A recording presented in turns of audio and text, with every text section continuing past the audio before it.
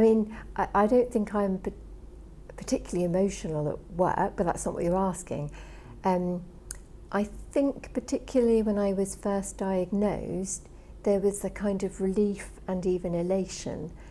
But then I've learned also over the time that there is no magic cure, and that under stress all these things appear in different ways, and that so there's a long-term aspect of dealing with dyslexia as a disability. It's not something that's going to get better. I can improve things for myself, but on a bad day I can be just as I was going to say crazy. I'm not crazy, but you know, all the things that happen, the loss of memory, the not being able to string a sentence together like just then, not being able to remember what I was going to say, they just come to the fore. And you know, you're asking me about what's the stress or the emotion is, and then suddenly I'm back in that emotion, experiencing it, and then you see all these things coming to the fore.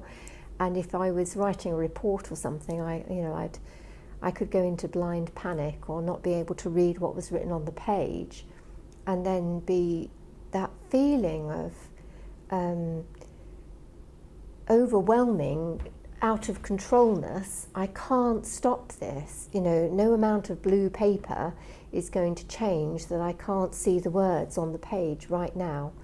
And this report has still got to be done by, you know, and you can pile the pressure on. So I think a large proportion of it is learning how to deal with yourself as well as the long-term disability. So great that you know what it is, great that you know how to deal with it in some ways, but then you also have, or I do, have to learn how to deal with my emotions, so that when I feel in that place of vulnerability or powerlessness, that I don't allow that to become overwhelming or to become a spiral thing. And how do I cope with that? I often just think I've got to take a break now, and that's on a good day. If I can stop myself at that point and say, do you know what, I'm not going to get this done, or I maybe need to ask for an extension, or I maybe need to do this, or how reasonable is it, or what can I get done, what can't I get done,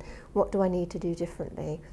So those are some of the things that can stop me from feeling that absolute helplessness, which I think is so crazy, that you should feel absolutely helpless over something so small